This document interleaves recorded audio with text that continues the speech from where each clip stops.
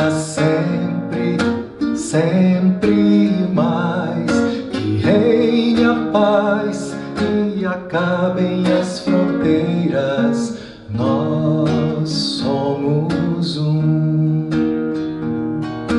nós somos um, força da paz, cresça sempre, sempre mais, que reine a paz e acabem as fronteiras. Nós somos um,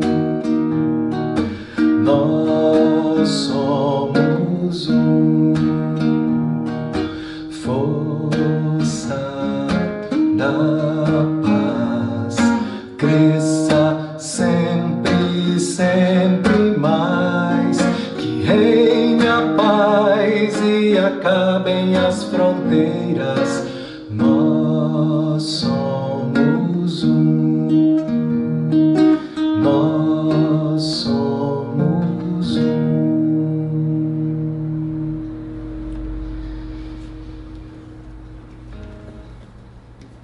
Muito bem.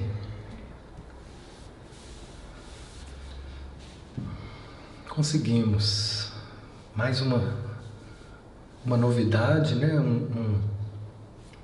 Uma porta nova. Parece que a gente está em outro lugar, mas estamos no mesmo celular, na mesma tela, numa outra plataforma. Isso já é suficiente para gerar uma ansiedade aqui em mim. Será que vai dar certo? Tudo que é novo na nossa vida é comum que a gente experimente uma ansiedade. Quando a gente está no caminho certo, ela passa rápido, né?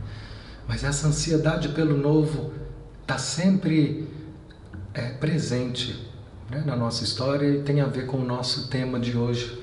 Daqui a pouco nós vamos trazer isso de volta. Mais uma vez, boa noite, gratidão por estarmos juntos aí, sustentando mais uma vez esse trabalho.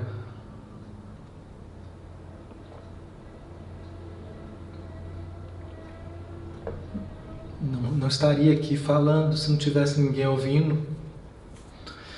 E falar é algo que para mim é importante. Cada vez que eu falo, que eu preparo um estudo, eu me debruço, sou o primeiro a escutar, né? E esse estudo, ele vai reverberando na nossa mente. A gente escuta aqui, uma porta se abre, e ao longo da semana, algumas fichas podem ir caindo, e uma compreensão maior vai clareando. Assim como acontece numa sessão de terapia, né? Às vezes a gente chega ali e alguma coisa é ativada, alguma coisa se apresenta, ou em qualquer grupo terapêutico. E ao longo do tempo, ou talvez alguma coisa fique ainda no ar, e ao longo do tempo é que nós vamos assimilando esse aprendizado. O tema de hoje, o tempo da fé. Eu dei esse título para falar que existe um desenvolvimento no caminho da fé. Existe um tempo para que ela aconteça, né? E esse tempo, nós vamos falar dele, como que o guia, né, mais uma vez a nos inspirar no nosso caminho aqui de aprendizado, como que ele vê o desenvolvimento da fé, tá? Como que esse tempo vai sendo gestado em cada um de nós. Às vezes a gente olha assim e fala, puxa, fulano tem tanta fé, eu queria ter a fé que ele tem, né? Ou que às vezes o que eu acho que ele tem, né? Porque tem muita gente que enche a boca para falar, mas na intimidade está preso em muitas desconfianças. Mas é comum que a gente se inspire em pessoas que a gente olha e fala, puxa, quanta fé, queria ter isso. E qual o caminho para se construir? Qual a forma para que a gente desenvolva a fé? né? Aqui a gente poderia pensar numa escala de desenvolvimento da fé. Assim como existe dentro da psicologia, foi feita uma escala maravilhosa nos estudos de Carl Rogers com Eugene Gendlin. Eles fizeram uma escala, né, foi chamada escala experiencial. Eles fizeram uma escala para várias atitudes a serem desenvolvidas ao longo de um processo terapêutico. Nessa escala experiencial, foi feito assim, um passo a passo, no nível 1, como é uma pessoa no nível 1 na escala experiencial. No nível 1, é uma pessoa que ela tem uma dificuldade enorme de falar de si mesma. É estranho, mas acontece. Quem é terapeuta e já viu, ou vocês podem às vezes conhecer alguém, amigos, eu já recebi pessoas para atender que elas vinham aqui no consultório e elas só não falavam delas mesmas, o resto de tudo elas falavam. É uma dificuldade muito grande. E o nosso papel era, com cada intervenção, tá chamando a atenção dela para ela mesma, né? Ela conta uma história onde ela não se inclui nessa história. Ela fala da vizinha, ela fala da novela, ela fala do cachorro da vizinha, ela está falando dela, mas toda vez que a gente tenta, né, ajudá-la a se apropriar da fala, a se incluir, né, nessa história, né, observando os sentimentos, toda a dimensão da experiência viva que está acontecendo com ela, ela não consegue, e é evasiva e sai, e quando vê já volta de novo a racionalizar, numa ansiedade. Geralmente são pessoas muito dispersas, com ansiedades muito grandes, que têm uma dificuldade enorme em permanecer presentes, em permanecer inteiras, né, em uma situação. Elas estão sempre muito, muito agitadas. Então, esse é o nível 1. No nível 2, ela já começa a falar de si, ela já começa a fazer parte da história que ela conta, né? Então ela diz, olha, ela fala um pouquinho dela, mas ela não se implica, ela não fala do sentir, e assim esses níveis vão aumentando, né? Quando chega no nível 4, né, essa escala tem 7 níveis.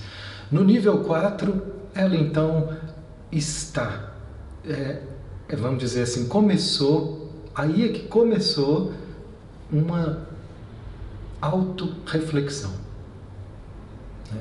Começou a se buscar, ou seja, a ter interesse em se entender.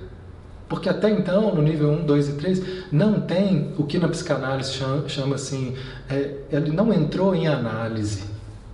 Então a pessoa está aqui, ela quer ajuda, ela precisa de ajuda, mas nessa busca de ajuda, ela não se busca, ela não decidiu voltar a atenção para si, ela não decidiu se explorar, se perceber, investigar esse universo interior ainda.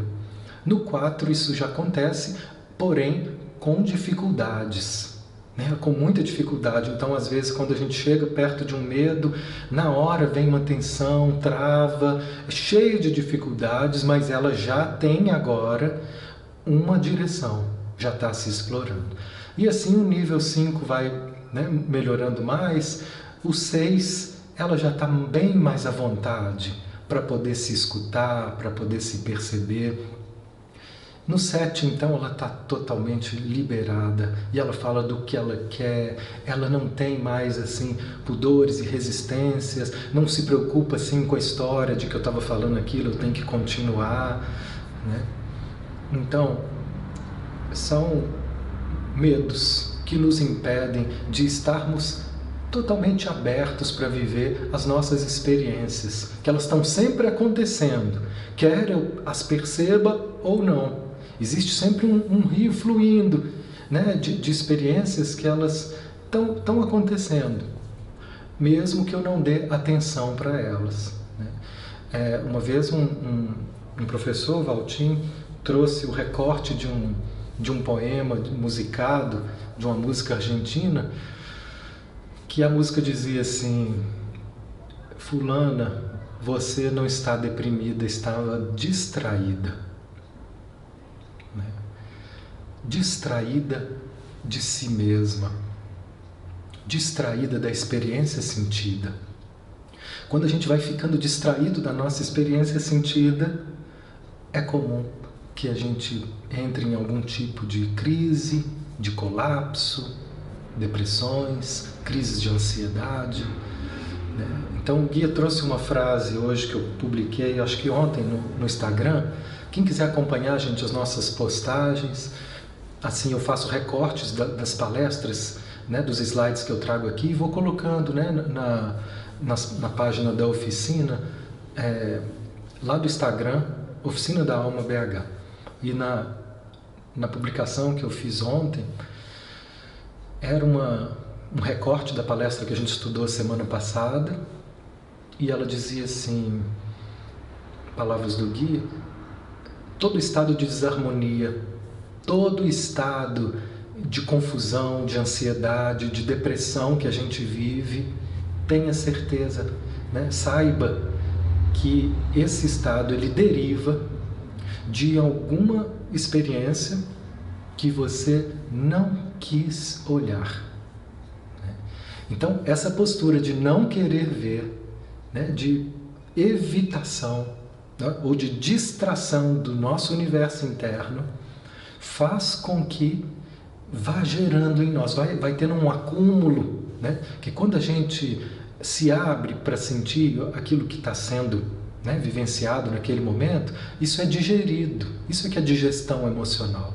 Então eu vivo e aquilo pode ser que me cause tremor, temor, choro, né, apertos, algumas dores, mas quando eu me disponho a viver, isso vai passar e eu me libero. O guia tem uma outra frase que eu acho maravilhosa, que eu lembrei essa semana nos nossos grupos de estudo aqui, de focalização, que diz assim: se vocês não se dispuserem a sentir um pouco de dor, vocês não vão conseguir se libertar. Porque não existe uma libertação sem o contato com a experiência sentida. Né? Então vai ser parte do trabalho que vocês se permitam, que se disponham a viver um pouco de dor. Mas é um pouco com a certeza de que ela será liberada quando ela é encarada de frente. Quando eu me disponho a vivê-la, né, com toda a plenitude daquela situação. E aí então a gente se libera para a próxima. E assim nós vamos, cada vez mais abertos para viver a vida como ela é, para viver as nossas experiências do jeito que elas são. Né? Porque o mais curioso de quem começa um trabalho profundo de autoconhecimento é perceber o tanto que a gente não se conhece, o quanto que nós temos sensações, desejos, repulsas que estão em desacordo com o que eu considero ideal. Essa contradição, né? Por exemplo, né? Eu posso ser uma pessoa que me vanglorio de ser muito honesta, de ser muito correta, e de repente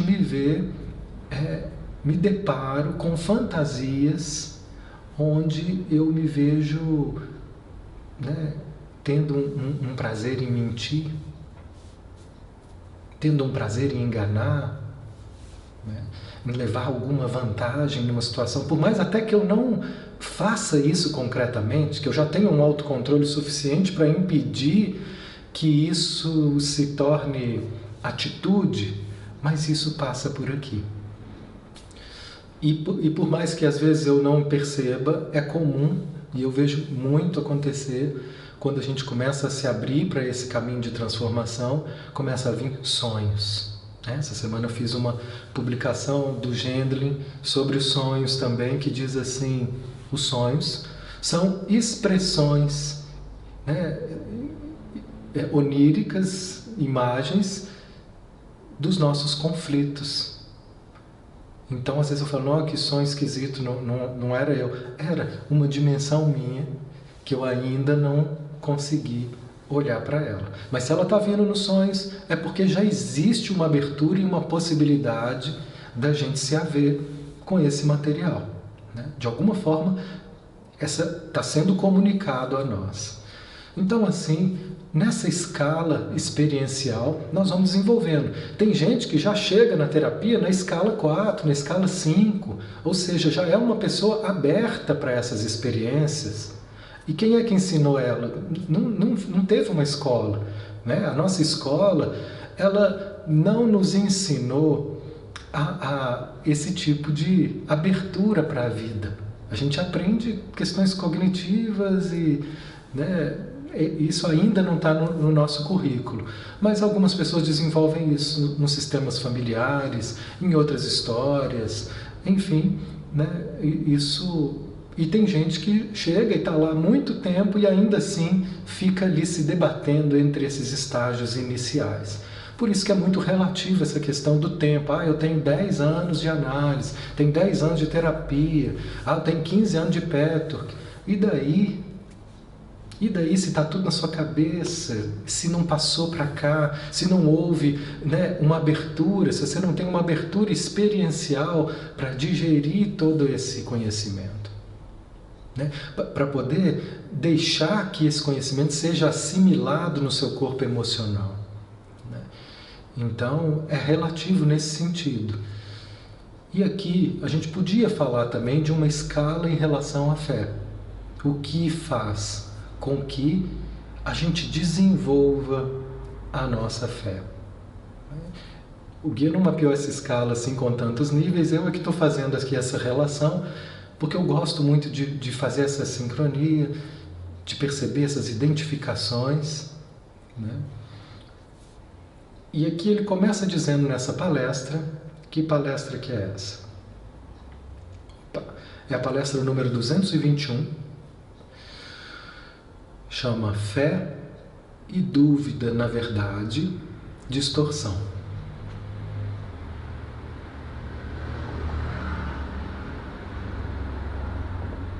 O áudio dela está no canal Petwork MG e ela tem por escrita nos sites das regionais do Petwork pelo Brasil afora. O primeiro slide, então, que eu vou trazer, hoje eu estou realmente sem pressa. Então, pode ser até que a gente faça esse estudo em 2 partes. Eu achei ele muito rico, né? Me tocou em muitos aspectos. A primeira palavra ele diz assim: quando vocês vão até a profundidade suficiente e olham com astúcia suficiente, também descobrem o que realmente atrapalha vocês. Que o que realmente atrapalha vocês é a soma de tudo que é negativo e destrutivo em vocês. A mente não quer aceitar isso. Então esse é o primeiro slide.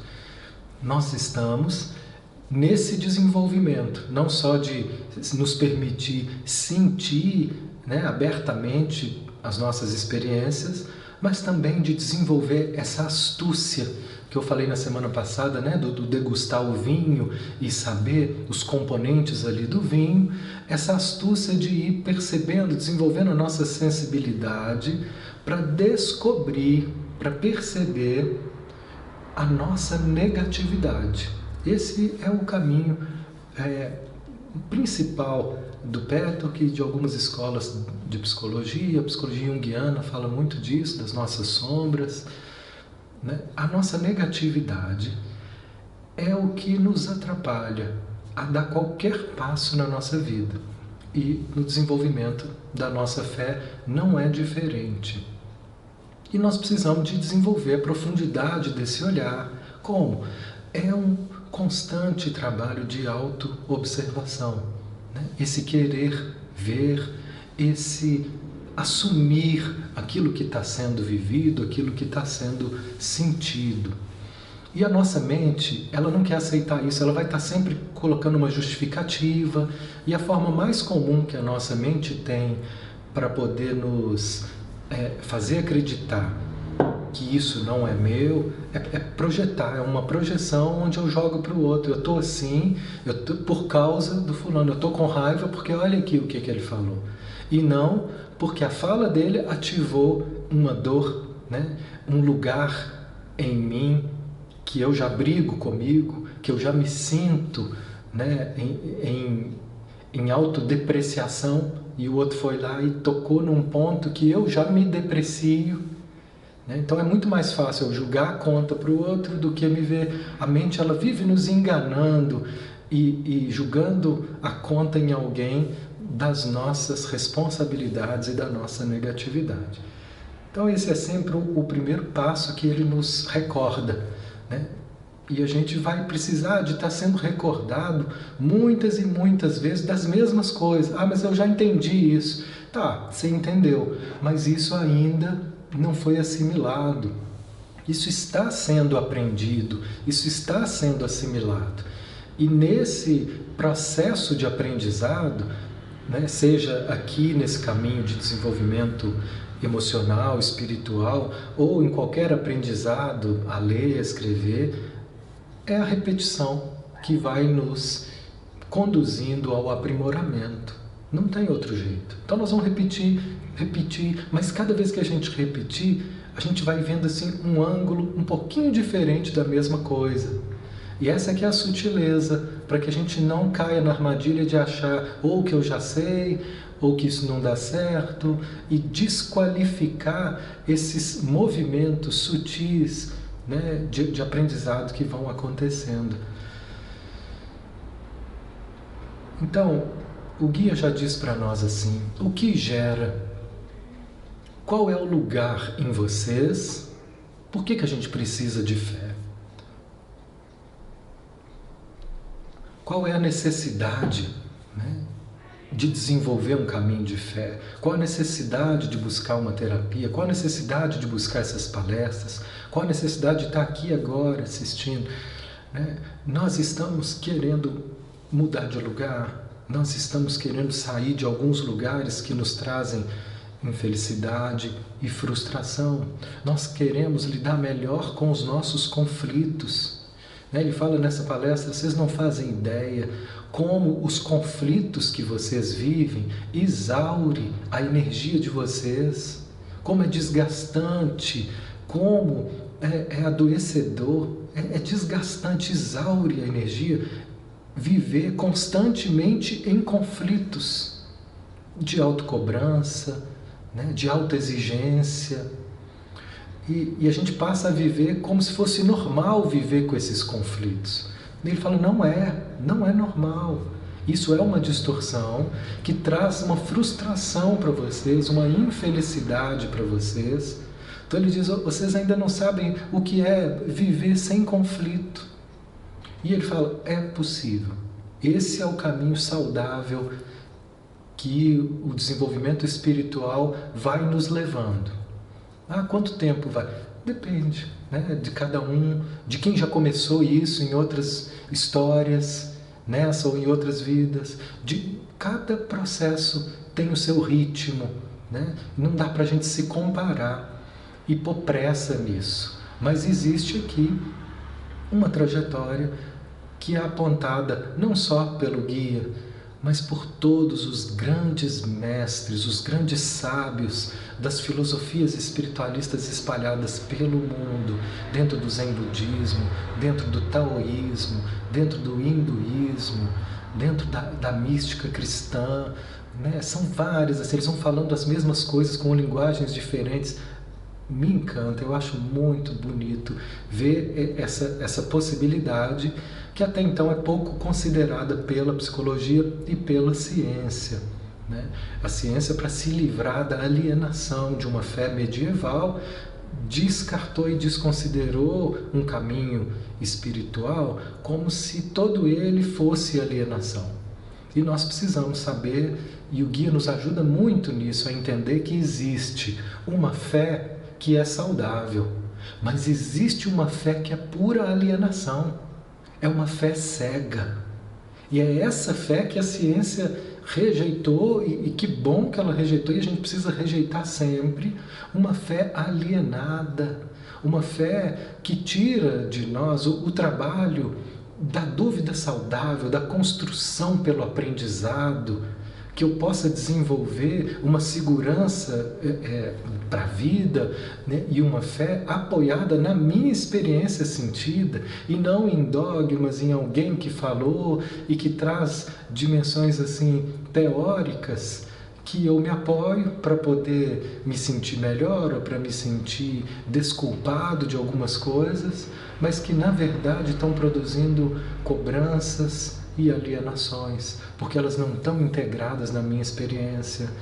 Esse é só um dos muitos exemplos que a gente teria de uma fé cega, né? Uma fé que não me dá o trabalho de pesquisar, de conhecer, mas que pega tudo que já está pronto e me acomodo. Não, isso aqui é porque falou ali, o palestrante lá falou, é porque o guia falou, é porque o Jesus falou, é porque está escrito aqui no livro, e ali eu me acomodo, né? Então eu gosto de um caminho espiritual, por isso que eu me identifico com o guia, me identifico também com vários caminhos orientais, que eles apontam uma direção que ela passa pela experiência direta, que aí casa com o Gendlin, que ele diz assim, o Gendlin: tudo que não for possível de ser vivenciado experiencialmente, eu deixo de lado. Eu só me apego, eu só me dedico àquilo que é possível ser vivenciado, experienciado. Isso me interessa. Então, se nós estamos buscando um caminho de fé, que ele seja vivenciado, sentido. Caso contrário, vão ser informações, né, ocas, vazias, né? Uma fé engessada, alguém está falando aí, sim, né? Uma fé engessada que não me ajuda de fato, né? Que promove muito mais cobrança do que me traz recursos para lidar com os desafios da vida. É o que mais tem, gente. Fé engessada é o que mais tem, né? Cabeções cheios de palavras santas e o coração vazio, ou às vezes o coração cheio de ódio, né? Então, o que seria uma pessoa plena da fé? Seria uma pessoa que está trabalhando, né, na vibração da verdade e do amor, né? E o que nos impede de estar vibrando nisso, né? Quais são esses lugares que geram tanta frustração na nossa vida? Ele diz assim: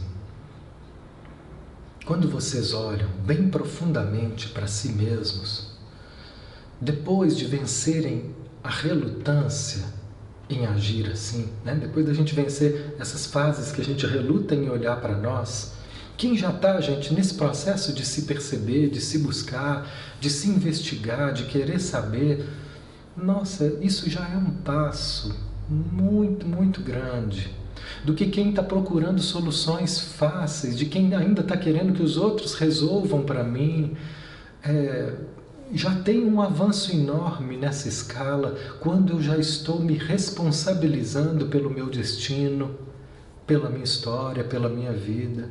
Então, quando a gente começa a nos procurar, a nos perceber, a nos investigar, isso a gente já venceu um monte de resistências, né? E a gente vai saindo desse lugar de frustração quando a gente deixa de ficar justificando as minhas dificuldades. Quando a gente deixa de ficar racionalizando as nossas dificuldades. E aí, nesse assumir, já tem um passo para a gente sair do lugar da infelicidade. 3 passos. O segundo passo é o que gera muita infelicidade em nós. As defesas que a gente cria. Quando a gente se separa de nós mesmos nessa distração que eu comentei no início, e uma defesa é criada que a gente não confia mais na capacidade de sentir, né? E o terceiro, quando a gente desvia o nosso olhar em vez de nos encarar, em que a gente nega em vez de se afirmar, em que a gente distorce a verdade em vez de se ater a ela. Então são formas diferentes de estar falando a mesma coisa. Como que eu fujo de mim, como que eu mudo meu olhar e deixo de me assumir na minha verdade. Isso vai sempre gerar infelicidade. Então quando eu começo a me assumir, quando eu começo a me buscar, eu já estou saindo. Já tem um processo transformador acontecendo. Mesmo que os resultados ainda não sejam aqueles que eu sonhei ou que eu espero, eles estejam ainda em processo.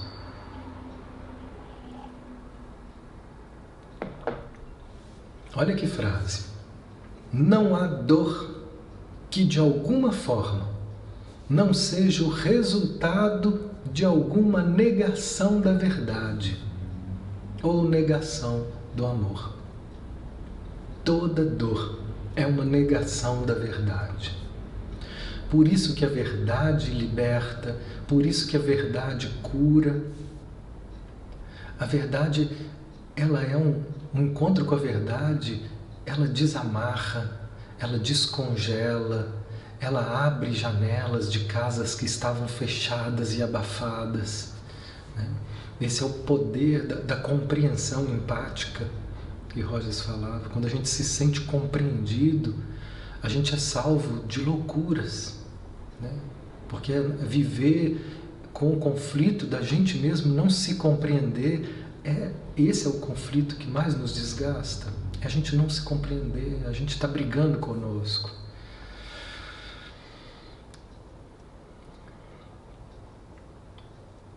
Então, ele vai dizendo aqui sobre o primeiro passo. Vou entrar no tema da fé. Ele vai trazendo um monte de outras coisas super interessantes para a gente refletir, mas se eu for me ater a elas, eu não vou nem entrar no assunto que é o tema dessa noite, que é a fé. Mais especificamente, o conceito popular de fé é uma crença cega. Portanto, a fé para os intelectuais hoje tem uma má reputação. E a gente vê que não é sem motivo. É verdade. Tem uma fé que ela... Mas não toda. Existe uma fé que ela é doentia e outra que é saudável. Assim como existe uma dúvida que ela é saudável e outra que é doentia. Existem algumas dúvidas que elas chegam não por quem quer aprender, mas por quem quer duvidar só para desconstruir, porque ele já tem uma convicção que quer provar com aquela dúvida, com aquele questionamento. Ele já tem uma convicção negativa em relação ao caminho da fé, ao Cristo, a Deus. Então, é uma dúvida que não tem junto com ela uma abertura para aprender. É uma dúvida que traz já uma porta fechada. E a dúvida saudável é aquela daquele aluno interessado, que eu não estou entendendo isso, eu tenho receio em relação a isso, mas eu quero. Então, a nossa postura, a nossa motivação interna, ela vai estar definindo a saúde ou a doença de cada passo, por mais que ele tenha um nome bonito de fé ou um nome ruim ou de dúvida. Pode ser bom ou pode ser ruim. Qual é o verdadeiro conceito de fé? A gente vai achar em vários lugares muitas formas diferentes de definir fé. Paulo de Tarso tem uma, e cada caminho vai trazer uma. Nós vamos ficar hoje com o conceito que o guia trouxe. Qual é o conceito verdadeiro da fé? E ele diz assim, a fé, na verdade, isso é o mais bacana, o mais importante. Entendam que a fé, ela é uma sucessão de desenvolvimentos, de atitudes, para que eu possa dizer, eu tenho fé. Então muita gente se perde nesse caminho dizendo, você tem fé ou não tem fé? A gente vê que a 99,9% das pessoas não sustenta essa fé o tempo todo. Eu tenho às vezes, né? Em alguns momentos eu me vejo confiante, acreditando, aberto, e outras vezes eu me vejo em dúvida, em fechamento, né? Então nós precisamos entender que nós estamos ainda vivendo essa oscilação no desenvolvimento de uma fé que realmente eu possa estar pisando numa terra firme, num lugar seguro aqui dentro de mim. Então, a primeira etapa, ele divide em 4 etapas esse caminho do desenvolvimento da fé.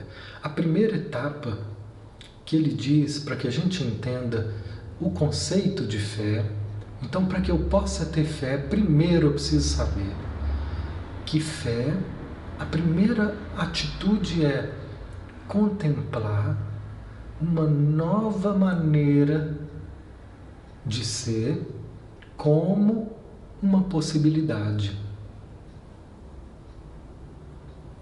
Então, primeiro de tudo, para que a gente inicie o desenvolvimento da fé, vamos trazer para o nosso pessoal. Tem hora que a gente vai ficando muito teórico, então vamos trazer aqui para a prática. Imagine uma situação onde você tem dificuldade de lidar. Pode ser uma relação com a sua mãe, pode ser uma relação com o seu pai, mesmo que eles já tenham morrido ou que eles não encontram hoje com você, ainda assim você sabe que não é uma relação boa, né? Quando você percebe que existe uma restrição no seu coração, né?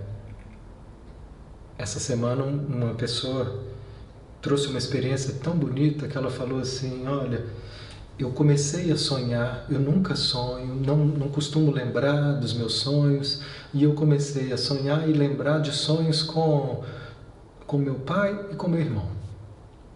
E eu não costumo sonhar, a gente não tem. E ela começou a sonhar repetidas vezes, até que ao falar disso, né, eu pedi que ela fizesse um contato experiencial com aquilo, com aquele sonho, com aquele conflito, e ela então começou a trazer uma dor em relação a eles.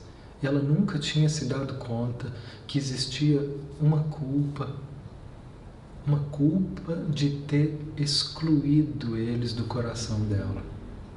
Às vezes a gente faz isso quando a gente é muito pequeno. É comum a gente tomar partido ou do pai ou da mãe nos conflitos domésticos, sem perceber. A gente é muito criança, com a avaliação que a gente tem infantil, né? Sem a concepção do lado de cada um deles, acontece uma identificação e a gente acaba tomando as dores da mãe, tomando as dores do pai, né? Isso é comum, e nessa hora, mesmo sem querer, nosso coração pode se fechar para um deles. E eu começo, no oculto da minha alma, sem clareza, a ter um olhar de desprezo para o meu pai, a ter um olhar de desprezo para a mãe, ou de exigência, de uma cobrança. E às vezes isso é muito declarado, e tem gente que ainda vai lá, joga na cara e xinga, e abertamente, né, expressa esse desprezo. Estou falando do pai e da mãe como uma questão que eu acho que ela não tem como fugir. Encurralei a todos nós, me incluindo nisso, porque esse é o nosso primeiro propósito no caminho da transformação, o mais básico e o mais fundamental. É a gente conseguir abrir plenamente o nosso coração para o nosso pai e para a nossa mãe. Nessa relação com eles estão contidos todos os conflitos que a gente projeta no mundo. Por isso que é tão precioso o cuidado com essa relação, com a sutileza dessa relação com eles, né? E mais uma vez eu digo que às vezes não diz respeito à minha relação com eles hoje, mas a tudo que já foi vivido, a tudo que ficou registrado nesse passado. Nesse caso, essa pessoa então se deu conta dessa culpa de ter fechado o coração. E quando ela assumiu isso, se permitiu sentir, então ela chorou, e ela pode dizer lá do fundo da alma: sinto muito, né? Eu não pude evitar que o meu coração se fechasse, mas agora eu olho para você com amor, agora eu vejo vocês, e agora eu vejo que nesse processo que foi tão difícil para a nossa família, você também sofreu, agora eu consigo ver, então agora eu dou um lugar no meu coração. E aí veio um alívio e um sentimento de reconexão, de amor, né? Maravilhoso, e que abriu uma nova possibilidade que ela ainda nem sabe o que isso significa na vida dela. Provavelmente, né? Não vou querer fazer profecias aqui, mas pela dinâmica, pela lógica da dinâmica psíquica, essa pessoa vai melhorar muito o relacionamento dela com os homens, né? Não precisa ser muito estudioso, porque o primeiro homem que a gente se relaciona, as mulheres se relacionam, é o pai, né? Não há como, ali a relação com o masculino, assim como os meninos com as mulheres. Então, inevitavelmente, a gente projeta, e talvez muitas das barreiras que ela possa ter tido, não vou entrar, nem sei muito dos casos amorosos e afetivos, mas provavelmente trata-se de uma pessoa que criou muita resistência e dificuldade com os homens, né? Quando o pai, o irmão, o masculino estava ali muito afastado. Vocês acham que essa pessoa vai ter facilidade de se entregar plenamente numa relação com o homem? Não. Vai ter uma resistência muito grande, né? Então, a partir daí, uma nova possibilidade surge. Então, a fé, no primeiro aspecto dela, no mais importante e inicial desenvolvimento da fé, seria acreditar que é possível desenvolver uma nova postura.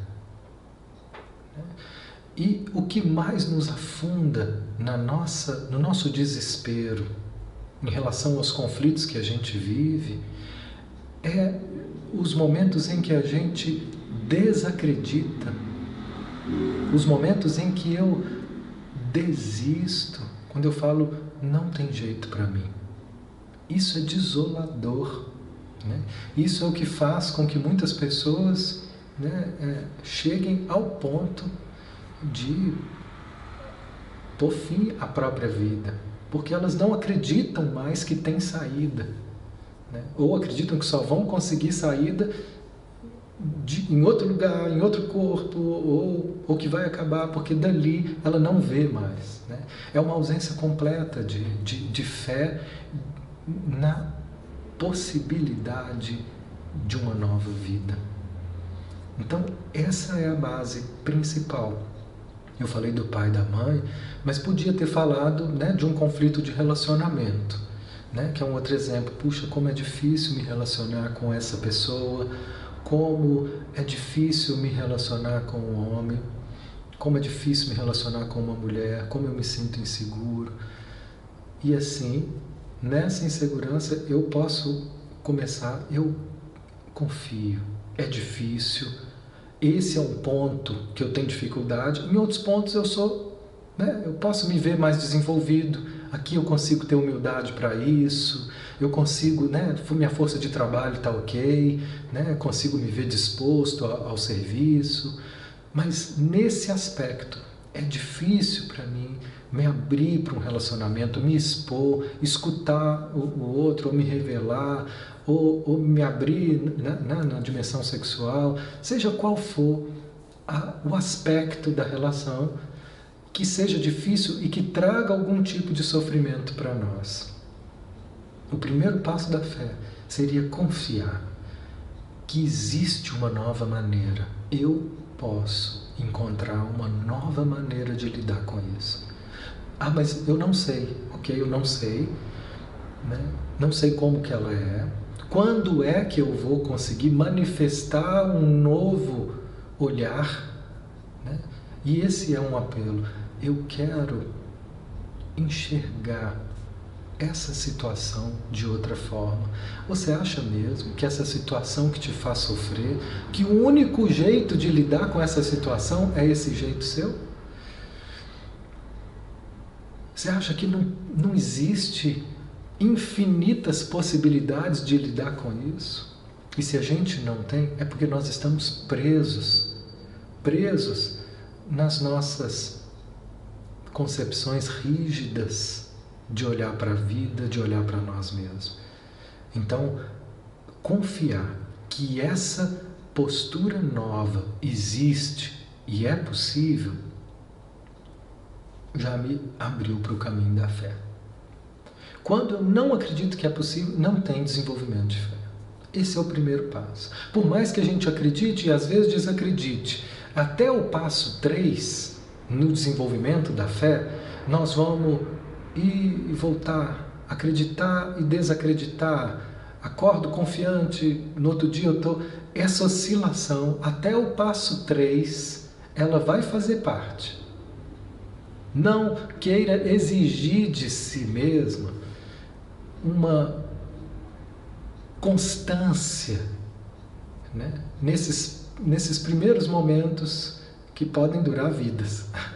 Não sei onde é que cada um já começou, né? Mas eles vão ser repletos de oscilações, até que quando chega no passo 4, nós estabelecemos, tão clara como a luz do dia, está estabelecido. Você não tem dúvida que está de dia. Eu vejo o sol, tá de dia, tá de dia, não há dúvida. No passo 4, não há dúvida de que eu sou um ser divino. Você entende? É a mesma segurança que eu digo, está de dia, anoiteceu. Com a mesma convicção, é com essa convicção que o Cristo deslizou por nós aqui. Ele olhava para nós como crianças. Esse é o estágio 4. Crianças que estão cegas, se apegando a poderes transitórios, apavoradas de perderem, ruínas de ilusões, apavoradas, se agarrando a patrimônio, se agarrando a papéis de status, se agarrando a cargos, que ele olhava e falava, meu Deus do céu, que pequenez, porque essa convicção já estava ali muito, muito fundamentada. E muitos outros, estou falando do Cristo, mas são muitos que já se estabeleceram nesse último nível da fé. Então, se essa é a primeira etapa, ela vai exigir de nós uma abordagem honesta e aberta, que vai abrir espaço para alternativas que ainda não foram vivenciadas. Mas ela exige uma humildade para dizer, mesmo que eu não tenha vivenciado, eu abro a possibilidade de que essa alternativa seja possível, ela de vivenciar. E aí ele ainda diz assim, essa é uma atitude indispensável em todo cientista sério. Isso aí é muito místico. Não, isso é da vida. Se a gente pensar, nesse sentido, a fé e a ciência, elas estão, porque todo cientista sério que quer, nesse momento, desenvolver um tratamento, uma vacina, ele vai ter que confiar na possibilidade de que isso vai dar. Mas ele não tem a vacina ainda. Nós não temos, a humanidade não tem uma vacina para o Covid. Mas vai ter. Todo mundo sabe que vai ter. Não é? Que isso? É fé. Essa fé o cientista tem para que ele desenvolva, para que ele aposte, para que ele vá, E não vai cair na mão se a gente ficar aqui, vamos rezar para todo mundo, vamos todo mundo dar a mão e ficar rezando aqui. Essa é a fé cega. Para ver se a vacina cai, se alguém traz, se ela se materializa. Que ingenuidade. A fé, ela vai me abrir para a possibilidade de encontrar o recurso, tanto psicológico de desenvolvimento, tanto material de desenvolvimento químico, biológico, para esse novo recurso chegar até nós. Nós vamos conseguir. Só que vai ser semana que vem? Vai dar tempo de evitar as mortes?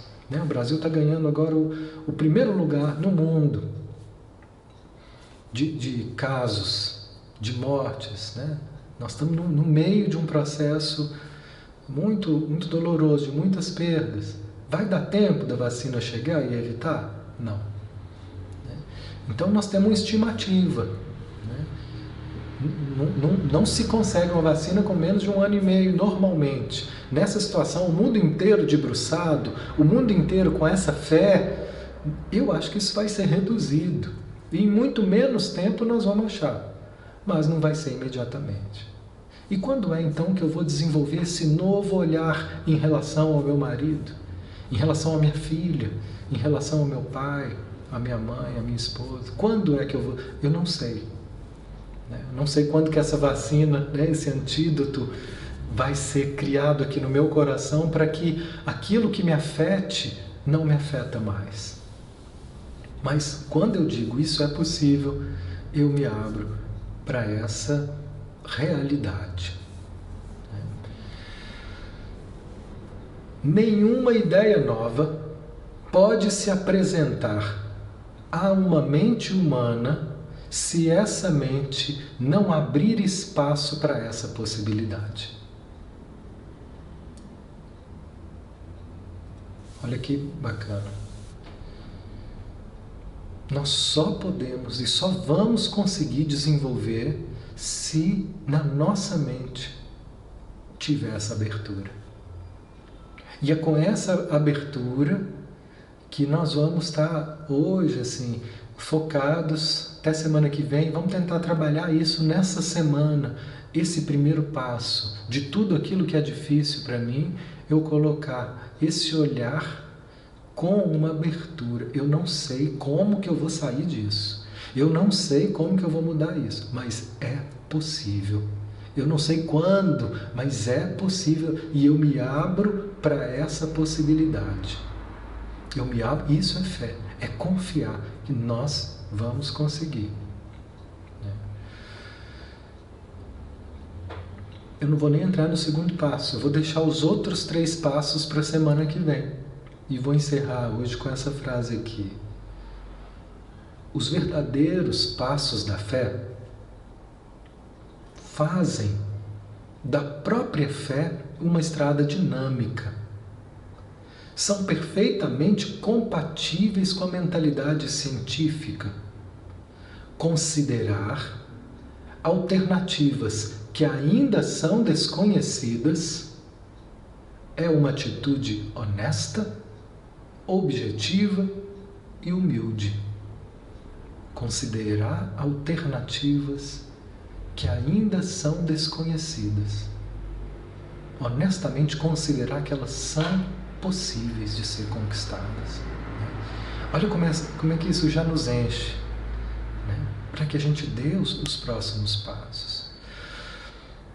Então eu convido que a gente possa cultivar esse olhar durante essa semana para todas as dificuldades que a gente esteja vivendo.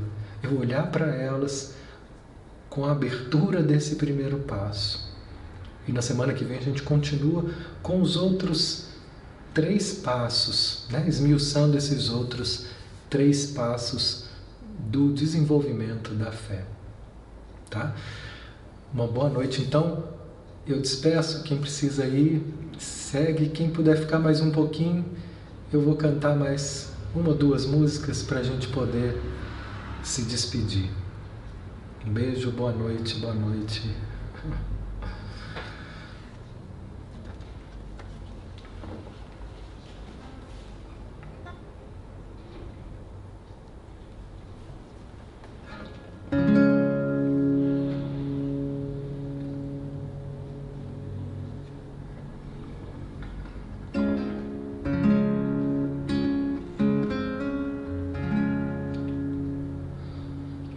O Senhor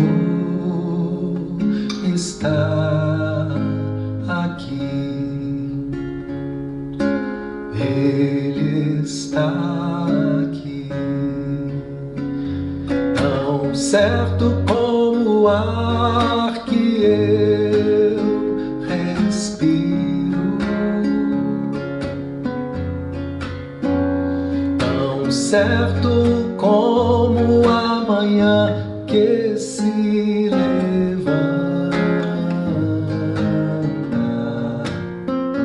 tão certo como eu te falo e podes me ouvir.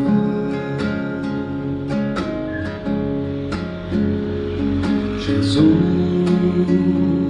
está aqui, Ele está aqui, tão certo como o ar que eu respiro, aleluia, tão certo como a manhã que se levanta, tão certo como eu te falo e podes me ouvir.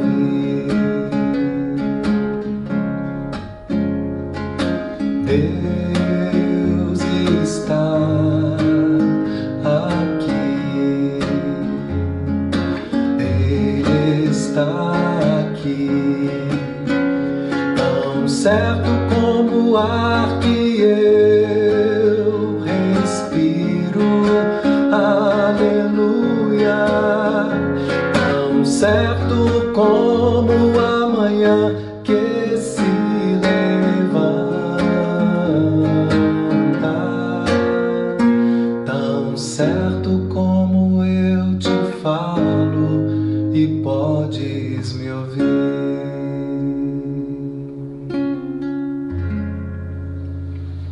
Muito bom, veio a calhar essa música, né? A gente vai desenvolvendo essa confiança, essa certeza. Beijo, boa noite a todos.